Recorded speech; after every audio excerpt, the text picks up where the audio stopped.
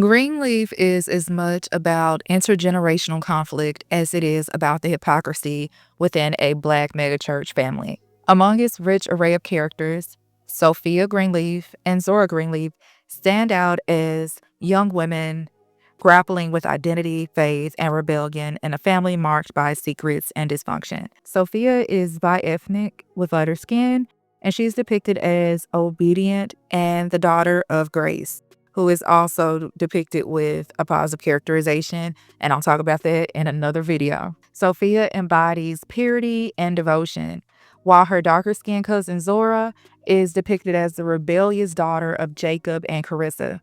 Zora often challenges authority and societal expectations, and they both have contrasting personalities that not only reflect in families, but often colorist biases in media, to be honest. These colorist biases also underscore the show's exploration of faith, agency, and the pressures placed on young Black girls to conform to specific molds. A recurring theme in Greenleaf is the tension between faith and rebellion, between following the rules set by family and religion and forging an independent path. Both Sophia and Zora navigate this tension in different ways, shaped by their upbringings and the expectations placed upon them. While Sophia is portrayed as the quote-unquote good girl who embodies traditional Christian values, Zora's journey is marked by defiance and self-discovery, reflecting broader societal narratives about good versus bad Black girls. And I just think it's interesting how the producers chose to, again, depict the good cousin as someone who is bi-ethnic with lighter skin, and the quote-unquote bad cousin is someone with darker skin, though they had a lot of similarities. But first, let's get into more about Sophia. Sophia was played by the actress Desiree Ross, and she's introduced as Grace's daughter who moves to Memphis with her mother. She is portrayed as kind-hearted, dutiful, and deeply invested in her faith, traits that align her with the archetype of the good Christian girl. Sophia's light skin, slim figure, and soft demeanor situate her as a character who is inherently good.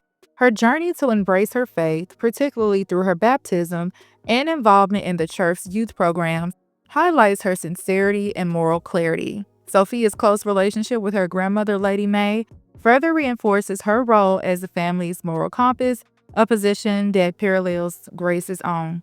Sophia's characterization is not without complexity. Her obedience and faith often come across as naivety, making her vulnerable to the family's manipulative dynamics and secrets. Her unwavering trust in the church is shaken when she undergoes a traumatic medical emergency. Am I okay? Ultimately. You're gonna heal from this surgery. You can be back to your normal self very soon. Then why do you look so worried? There was a complication, sweetheart. They had to remove your ovaries. What does that mean? I can't have children? Ever? If you want to be a mama, you're gonna be a mama. You have lots of options. You can adopt. Leading to the loss of her ability to have children. This loss causes Sophia to question her faith, showing the fragility of her identity when faced with personal suffering. Next up is Zora Greenleaf. Zora is played by Lovey Simone, and she served as basically a foil to Sophia. She has darker skin, natural hair, and edgier fashion, and a bold attitude. Zora is a quintessential rebellious teenager, and she challenges authority, particularly that of her parents, and embarks on a journey of self-discovery that is often fraught with poor decisions. Zora's defiance and independence make her a compelling character. She refuses to conform to the expectations placed upon her. Did you and Mom talk to Camilla about her guest bedroom in Hoboken? A phrase I cannot say without dissolving into a pool of steamy gray uncoolness. Baby, your mother just left yesterday. Yeah, but my flight is still tonight. Cancel your flight, or I will.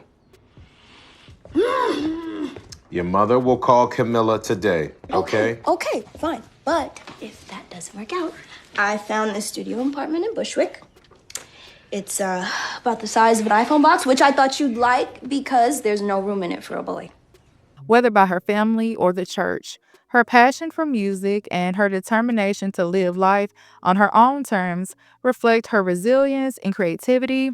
Zora's particularly decision to leave her abusive boyfriend and seek redemption demonstrates her capacity for growth and self-awareness. And I would even argue that she probably wouldn't be that invested in love or in lust or the idea of putting so much into a man if her family was giving her more attention. I feel like the family was so dedicated to the church, her father even being an associate pastor, but constantly cheating on her mother and barely at home, and her mother just being busy in her profession. I feel like Zora was the oldest daughter who had like a younger sibling, don't get me wrong, but I feel like Zora probably just felt left out, honestly, and overlooked by the dynamics of what was going on. And her not even seeing a good example of love, I feel like she, again, like a lot of girls, looks for it outside in the wrong way. Nonetheless, Zora's rebelliousness is often portrayed as recklessness, leading her into toxic relationships and dangerous situations. Her relationship with Isaiah in particular, again, is abusive, and he's just basically controlling. He highlights her vulnerability and her lack of self-esteem, which again are magnified by her parents' diminishing marriage. Unlike Sophia, Zora is rarely afforded the benefit of the doubt. Her nature often positions her as the quote-unquote problem child, a label that echoes real-world biases against darker-skinned, assertive Black girls. The contrasting depiction of Sophia and Zora highlight the role of favoritism and family favoritism in shaping their narratives. Again, Sophia is depicted as someone who is compliant, aligning with societal ideals of beauty and morality, granting her greater acceptance and support within the Greenleaf family. Zora, by contrast, faces harsher scrutiny and fewer opportunities for redemption, reflecting a bias that prioritizes conformity over individuality. Sophia and Zora represent two sides of the same coin: the good girl who is rewarded for her compliance, and the bad girl who is punished for her defiance. These narratives reflect broader societal biases that constrain Black girls' agencies and reinforce hierarchies of desirability and morality. So, in conclusion, both teens were dealing with trauma from family secrets. I think Zora, being from Memphis in the show and seeing more disaster from her parents and the strict upbringing, had her fed up. They both were sneaking off with boys, yet Sophia's virginity was presented in a way to reflect her as a pure young lady. Though they both were sexually active, Zora was depicted as fast and thus had a physical and emotional abusive relationship, while Zora was getting sweet-talked and cheated on nonetheless.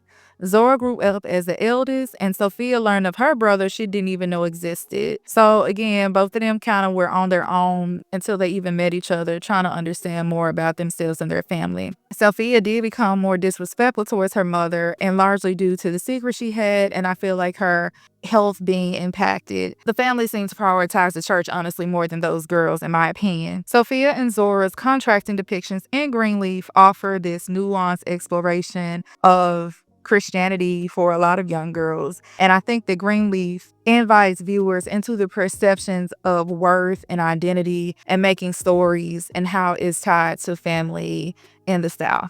What are your thoughts on this subject? And let me know if there's anything you want me to talk about or that I overlooked. And thank you so much for listening to Books and Looks TV. I'll see y'all next time.